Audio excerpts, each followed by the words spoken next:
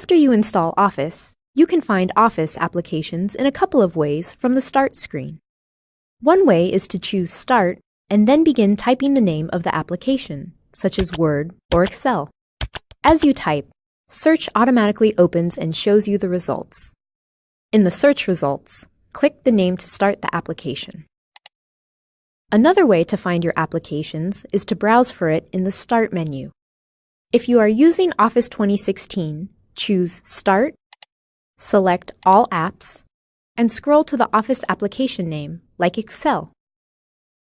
If you're using Office 2013, choose Start, select All Apps, scroll to the Microsoft Office 2013 group and click it to expand it, and then select the Office application. To open Office applications faster, you can pin them to the Start screen or taskbar. Right-click the application's name, and then choose either Pin to Start or Pin to Taskbar. You can pin as many Office applications as you want.